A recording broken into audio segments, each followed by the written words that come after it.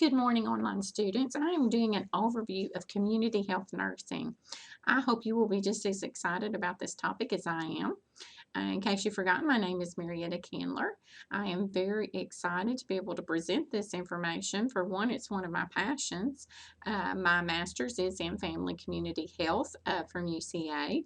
And I truly feel that when you send these patients home, if you don't send them home to a healthy community, that can contribute to their overall health condition. So it's important that they go home to healthy communities and that you know what type of community you're sending them into and what's going on in that community. So hopefully this will spark your interest as well. This is the book that we will be using, Introduction to Community-Based Nursing by Roberta Hunt, 5th edition. So if that's not the book that you have, then that is the book that you will need to get. This is a very exciting time as far as getting to introduce this to you, because we are going to be learning a lot about resources that are available in the community and even in your communities. Okay, so what we're going to do is get this down here, my face off of here, and PowerPoint up. Oops, close your eyes for a minute. I'm going to scroll up. All right, so let's do from the current slide, from the beginning. So community health nursing, just looking at a historical perspective, if you go to chapter 1 in your book and you look at pages 4 through 6, and I'm trying to get my book open here. Pages 4 through 6 gives you a big historical perspective. At the beginning of all of these chapters, it's got a little, the nursing student speaks, and take time to read those. They're very, very interesting. So make sure that you're reading this stuff and that you're absorbing it as well. So the first written reference to care for the ill in the home, if you're looking here at historical perspective, actually came in the New Testament. It says it was mentioned that it was made of visiting the sick in aid of their health needs. So even way back then it mentions this. Florence Nightingale came along, who we know is the mother of modern nursing, and she actually took it a step further and said, hey, we really need to do some training programs to educate nurses. And she developed a year-long training that was devoted to promoting self-care and the health of communities. So she is a pioneer when it comes to community health nursing. Then William Rathbone established the modern concept of visiting nurse. I don't know if you know this or not, but Lillian Wald and Mary Brewster were the first visiting nurses in the United States, and that was actually way back in the early 1900s. Wald was actually the founder of public health nursing.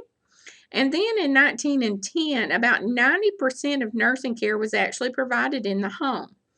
And then after World War I, we had so many sick soldiers come back that needed extensive care that couldn't be done in the home that we had to shift that back to the hospital. And then we shifted it in the 60s and 70s, usually again in the hospital, and then in the 80s we went back to the community, and now we're kind of flipping back to the hospital again. So it's kind of like that cycle. It goes back and forth. Now, during the 60s and 70s, 1960s and 70s, a person typically stayed in the hospital about 10 days. In the 80s, due to the escalating healthcare cost of the 70s, again, we had to do that shift back to the community. And if you'll remember, back in the 80s, President Reagan signed what was called the Tax Equality and Fiscal Responsibility Act of 1982. This created a prospective payment based upon DRGs versus retrospective payment. So in other words, the reason people would stay 7 to 10 days in the 60s and 70s, because if you were going on vacation and you didn't have anywhere to put grandma, then you would just drop her off at the hospital and the doctor would keep her for about a week and you pick her up on your way back. Well, it got to where healthcare, like I said, escalated and the cost got out of control. So we went to a prospective plan that said, hey, now we're going to have diagnostic related groups, DRGs, and when you come in for this diagnosis, you have so many days to get well and go home, or we're not paying. So payments started being bundled into one fee per diagnosis. So again, like I said, there would be a predetermined number of hospital stay days.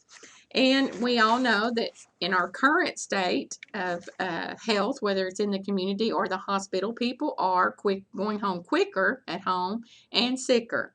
So we've really got to bridge that gap and make sure that our home health nurses are very educated, and because they have to take care of these patients once they get home. So what's the difference between hospital and home care? Well, if you look on page 6 at the bottom, there's a wonderful chart, table 1-1, that goes over the factors and compares resources with environment, the locating client, the access to your client, focus, family support, the client role, and safety. Now, if you're looking down there through the hospital and the home, just take a glance at those things. And then let me ask you this question. Who gets to know their patient better, do you think? Well, if you're looking at this, really, a community nurse gets that more holistic aspect of that biopsychosocial cultural aspect, because they're seeing them in their environment. They're seeing what kind of resources they're going home to. Because a lot of times in nursing, when we're in the hospital and we take care of these patients, we're real apt to give you, okay, here's your discharge planning, go home, here's your meds, and we don't assess, hey, do you have a way of filling these meds? Hey, when you get home, do you have running water? Do you have the ability to do this? Can you read this pamphlet? So we need to take a step back and make sure before we discharge plan someone what that environment is they're going home to. Can they read those prescriptions? Can they get those prescriptions filled? And do we know what resources can help them? If you look at the employment settings of RNs on page 7, you can see there continues to be a large hospital base, about 62.2%. You can see their nursing home, extended care, only about 5.3% for registered nursing. Academia, only about 3.8% of us, so we need more of us. Hint, hint. Home health, we've got about 6.4. Public community health, that'd be like your health department and other areas, 7.8. Ambulatory care, 10.5, and it tells you that includes like physician practices, healthcare clinics, and other non-hospital related areas. And then others could be like insurance benefits, utilization review, things like that. So you can see there for employment settings of registered nurses, the bulk still are in the hospital setting. But the other, if you're talking 62.2%, the other 37.8% is in community-related health areas. So it's important that you get some type of community education. The Health Affordability Act of 2010 has pros and cons. This is what President Obama put into place. You can read page 8 in your textbook that reviews the healthcare funding and the Affordability Care Act of 2010. If you don't know much about that, then please do take some time to read that, because it's very interesting, and you ought to be able to come up with some pros and cons after reading that. All right, community, what is it? Well, on page 9, it tells us it's a people, a location, and a social system. But think about, what's your definition of a community? And if you were to go around, a lot of people would say, well, it's where I live. Well, it's Independence County. Well, no, it's my neighborhood. So everyone has a little bit different idea of what community is, but everyone knows that it's a broader aspect. One of the things you really may not be well aware of is what resources that your actual community provides to those in need. So we're going to be doing an exercise at the end of this lecture and for your assignment that will help you dig into that a little bit better. All right, let's talk about some barriers to community resources. It's what I would like to call the 3 A's. The 3 A's are availability, accessibility, and affordability. Then the 4 L's: lack of adequately prepared healthcare providers, language barriers, lack of motivation or interest, and lack of intellectual resources. If we have barriers, no matter if it's the A's or the L's, of course our goal is to always remove those barriers. But let's think about availability. How could that be a barrier? Well, let's think about community resources. Most all your community resources are open during the day. When? 9 to 4. When do most people need to access those community resources? During the day. If they are working, especially day shift, they are typically working these hours, so that could be an issue. Accessibility, where it's located.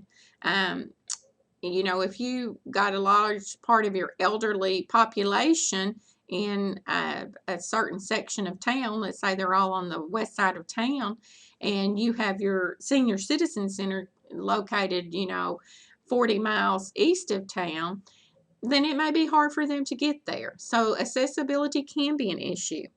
Affordability, everyone's on a budget anymore.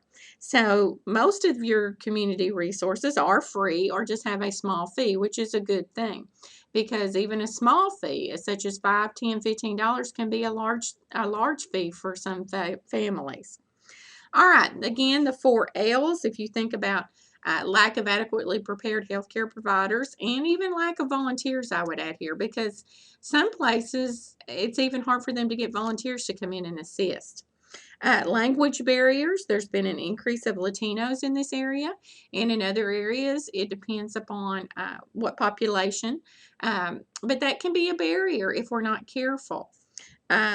Lack of resources. Are they adequate? Are they accurate that they're putting out there? Are they appropriate information? Some people, you go in and they dust off the pamphlets before they give them to you. Well, chances are that may not be the most up-to-date information. So as you can see here, there's lots of barriers. And if any of these are a barrier to your patient, then again, our goal is to remove that barrier. Food for thought. Education is empowering. This come from another book. It says, why people fail to follow known and established health recommendations is one of the most perplexing aspects of health promotion. So in other words, you may know you need to do this. You may have seen it. You may have had family members who experienced it, but you still don't follow it. According to your book, what's missing is health education. Now, I will tell you, I'm a diabetic.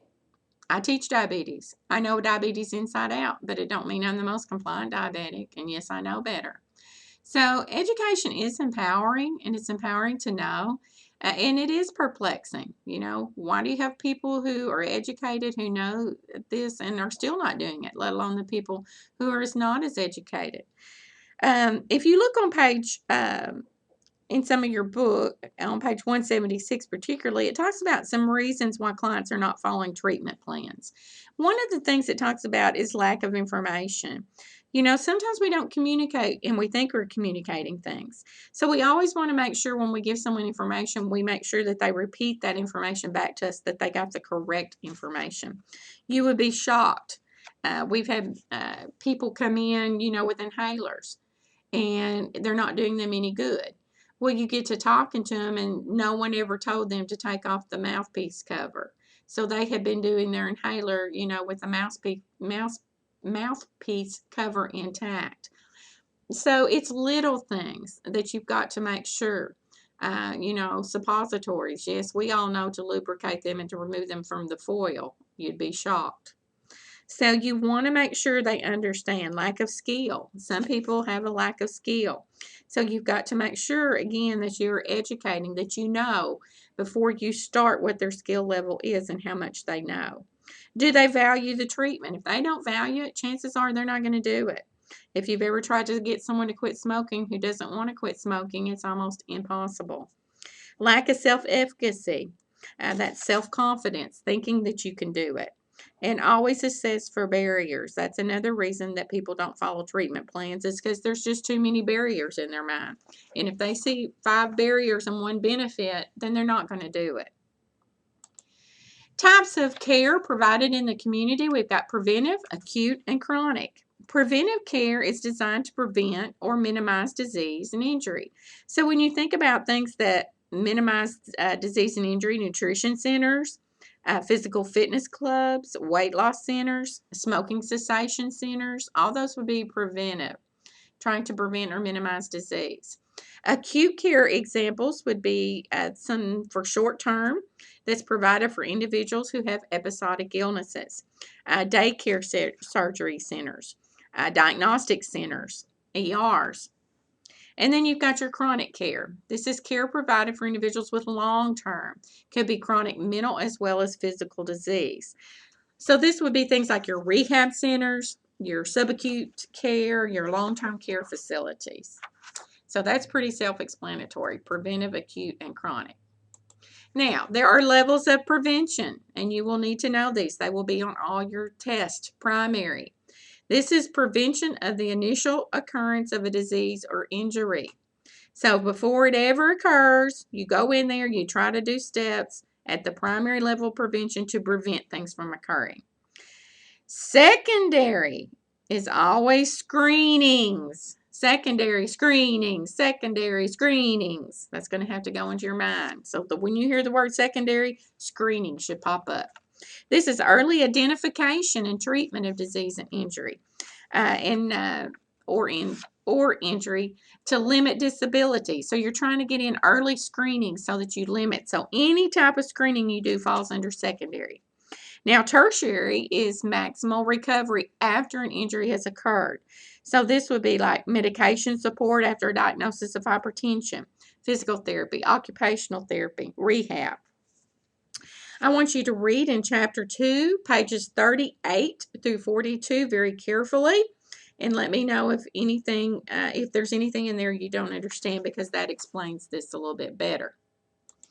All right, so based upon what we just said, can you identify the following levels of prevention as primary, secondary, or tertiary? Immunization clinics. Okay, what are we trying to do? Prevent childhood infections. So that would be primary. Blood pressure screening should be secondary, right? So immunization clinic, primary. Blood pressure screening, secondary. Seat belt and child care restraints. Well, if you're teaching someone about the safety of seat belts and child care restraints and making sure they have them in there, you're trying to prevent it. So that would be primary. Mammograms, that would be secondary. It's a type of screening. Rehab center, that would be tertiary. Shelters for battered women, that's tertiary, because that's where they go once they have been battered. So if you didn't get them correct, let me know and we will get together and make sure you understand that better. RN, teacher, like it or not. You have a very important role according to the State Nurse Practice Act. Their standards of cares and expectations that teaching is ultimately the RN's responsibility. If you are working for someone who's under JCAHO standards, they actually require that you document patient teaching each day.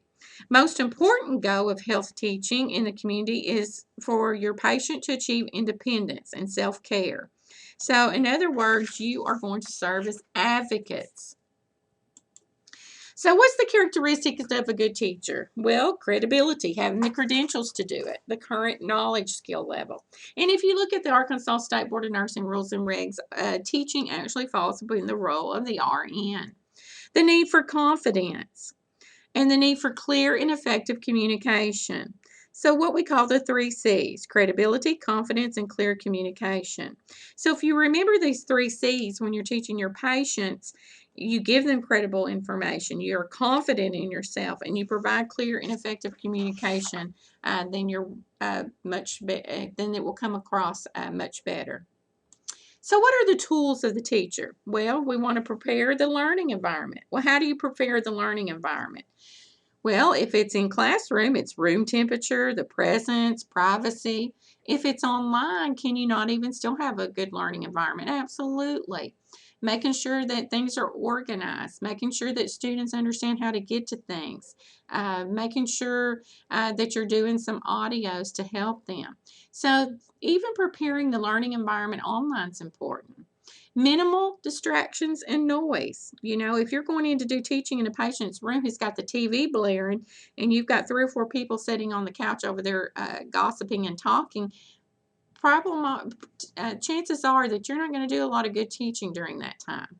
Seating, make sure that you're seating appropriately, that you're at the eye level with your patient, that you're across from your patient, that you can see each other, you're not talking over or down to your patient. Appropriate teaching aids. How are you going to know that? Well, you're going to have to assess the learner's level of knowledge and how they learn best. So how are you going to do that? Well, you're going to have to consider their style of learning. And if you don't know your own style of learning, then you really need to know if you are a visual, tactile, or auditory learner. And always assess the knowledge level. Always assess the knowledge level. If you go in to teach diabetes to some family members, and the husband's had it for the last 20 years and the wife is taking care of them, chances are they may know more about it than you do. So you always want to assess where they are on the knowledge level. So what are the styles of learners? Well, we've got you visual learners out there. Those are the ones that learn best by seeing it. They want to see visual charts. They want to see the data. They want to have note cards. They want to see. The auditories, of course, learn best when they hear and when they say things out loud. So they would need to read their notes out loud. I'm a very auditory person. When I read something, I have to read it out loud. I have to hear myself say it. And then you've got your tactile. They learn best by touching and moving and actually doing the skill. Well, the problem is in our nursing school, not everything that you learn can be learned through the tactile method. Some things are theory-based. So you're going to have to either learn through visual or auditory. And you really need to know what way you learn best. When I was in college, I had a professor who I had took A&P 1 and 2 in lab, barely skimmed by both of them with C's. Finally, he talked to me one day because I was getting ready to sign up for his patho course. And he said, "Have you thought about recording my lectures?" And I said, "No." And he said, "Just try it and listen to my lecture at least 3 times before you take your exam and read your notes out loud." So I did what he said, and I followed his advice. And do you know, I made an A in that course, and it was the first time anyone had took any interest in what style of learner I was and had given me some feedback to help in that. So if you're an auditory learner, then you really need to be listening to these recordings that we're doing, and you need to be listening to them a minimum of 3 times before you take any exam. Is that a lot? Absolutely. Is it worth it? Absolutely. So when you talk about your visual learners, they use charts and graphs and pictures and diagrams, and they want to have outlines and handouts, and they need to preview and review teaching content visually. Okay, so that's why we do a lot. We try to get to every learner. I have my PowerPoints posted. I have my PowerPoints with note pages. So if you just want to go through and look at the note pages and not even listen to this, you don't have to. But if you're an auditory learner, you learn from this. You need to include textual and graphic versions, both, and if you're a visual learner. Now, I will tell you something about note cards. Note cards are hard to do at this level. If you're going to do a note card, you need to set it up completely different. It's because you don't learn a lot of facts. Let me take that back. You learn a lot of facts, but when you're tested, you're not tested on a lot of facts. You're tested at knowing things at the application or higher level, which means applying that information that you've learned. And that's harder to do. So as we get ready to actually take our first test, I will be giving you visual learners an example of how to put together a good note card if you're going to do that. You need to preview and review teaching content visually, and again, textual and graphic versions help. Auditory learners. Now you need to hear it verbally. You need to say it out loud. You need to have verbal activities, discussion. You like gaming, things like that, taping. Anything you're going to record 3 times, you need to listen to it. Tactile learners. Again, you need to get up, move up, be moving. Even a tactile learner, even if you're reading notes, drawing things in the air, thinking about notes in the air. Music and color help, demonstration, practice skills, providing toys, models, equipment. Again, some nursing skills, follow good for the tactile learner. Other theory does not. So you're going to have to learn when you're studying theory content if you're actually more of a visual or an auditory learner. I would like to say one thing about this use of music. They have done studies that students who listen to their favorite music right before an exam, that releases endorphins and naturally helps them relax better, and that they tend to do better on exams. So just a tidbit. What type of learner are you then? Okay, I have set up a link for a survey, what's your learning style. It's in Nursing Practicum, Content Module, Week 1, Community Nursing Topics. I want you to take this survey and email me what type of learner you are.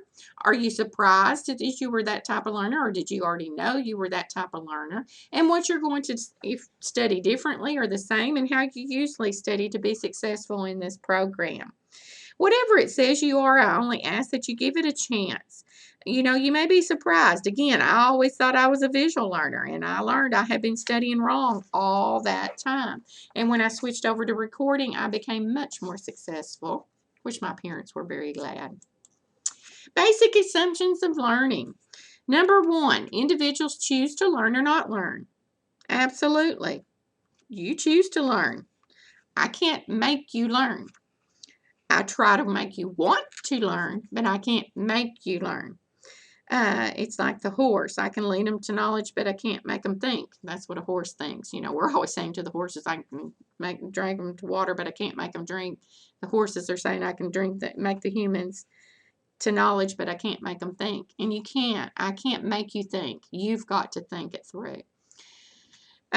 You've got to want this. You've got to jump in there. If you don't know your learning style, then you've got to go in there, do that, and give it some thought. And I'm going to do this. And yes, it says I'm this type of learner, so I'm ready to get back into school. I want to be an RN. That's my goal, and I'm going to do it. What the individual perceives as important is more readily learned. Absolutely. There are topics you're going to love in this course. There are topics you're not going to love. But regardless if you love them or not, you have got to know that content. Now, when you think something's important, you're going to learn it. When you think it's busy work, have you ever heard that term before? You're not going to want to do it as much.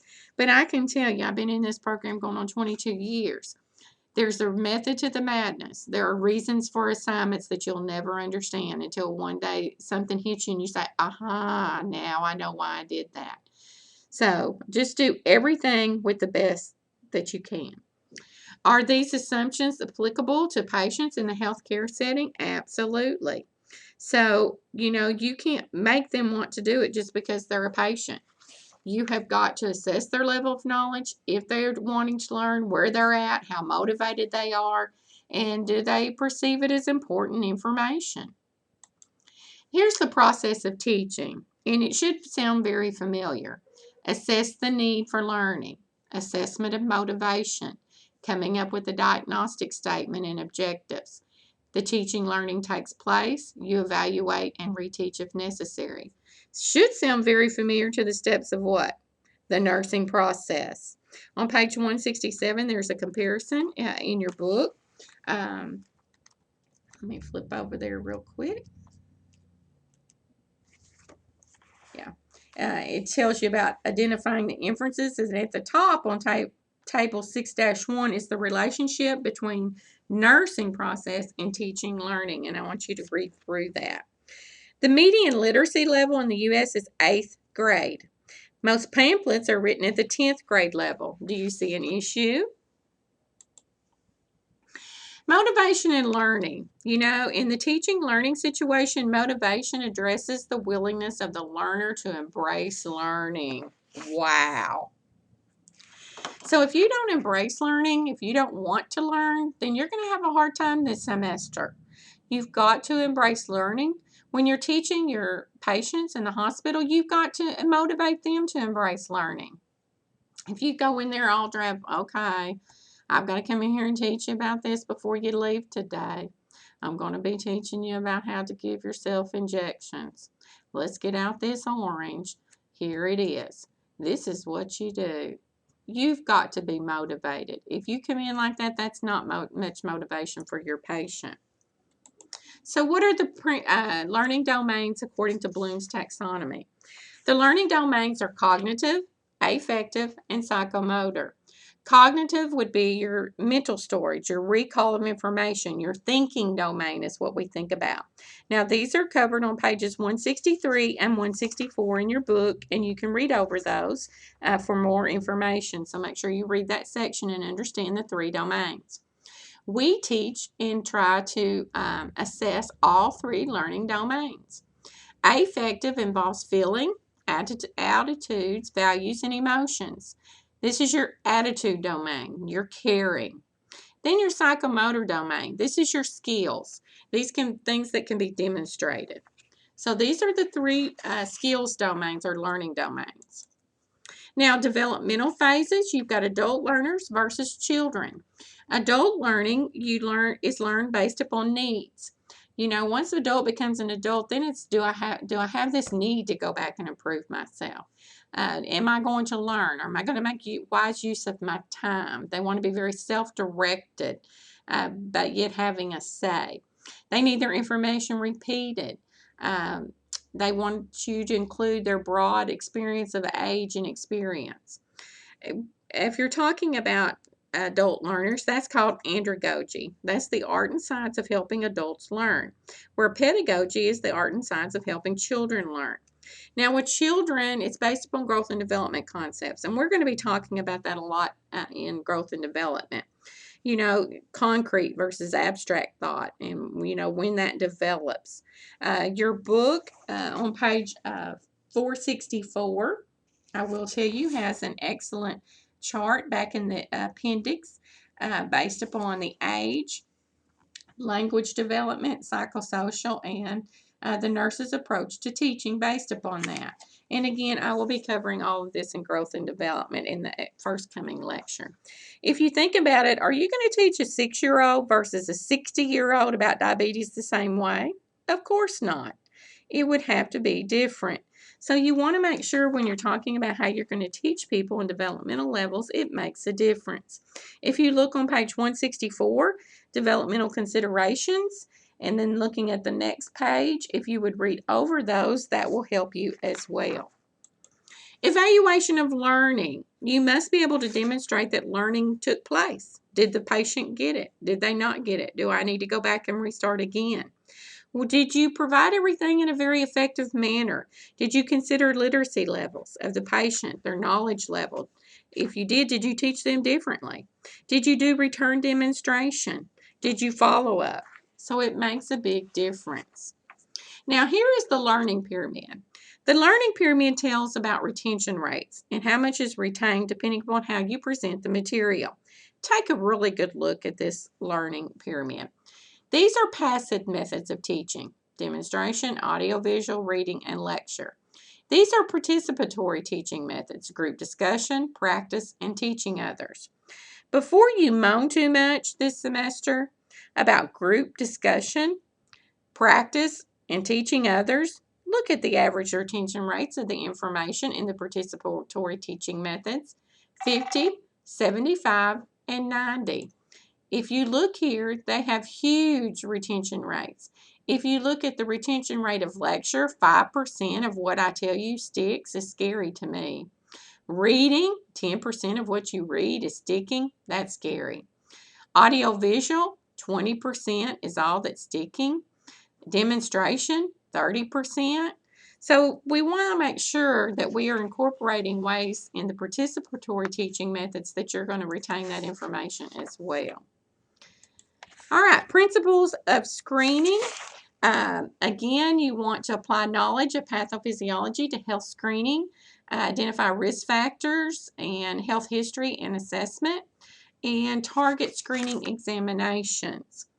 If we're talking about health and wellness, of course, you want your patient participating in behaviors that promote health and wellness, like smoking cessation. You want to assist them in participating in activities that's fitting for their age and preference and physical and mental capacity as well. So anything that promotes health and wellness. Disease prevention is a plan or participating in the education of individuals in a community to educate a patient on actions that will promote their health. So a lot of times, things that help with prevention are also things that help with promotion and wellness. Follow-ups, assisting in maximizing optimal level of your health. So, your assignment, after reviewing the PowerPoint and reading the material, you'll complete your assignments listed on the objectives. So, you'll go to your objectives and you will do your assignments. You're going to find the assignments to be, I think, kind of interesting. I think you're going to learn something from them. I want you to apply the information you've learned from this PowerPoint as well as from your readings. And this will be due by January the 18th, Monday, by the end of the day. Now, I've tried to make your life a little bit simpler. I sent you an email with a checklist for everything. And if you do everything on that checklist by Monday, you should be good to go. All right, if you have any problems, any questions, any concerns about the introduction to community-based nursing, let me know, and I'll be glad to get back with you. Thank you and have a great day.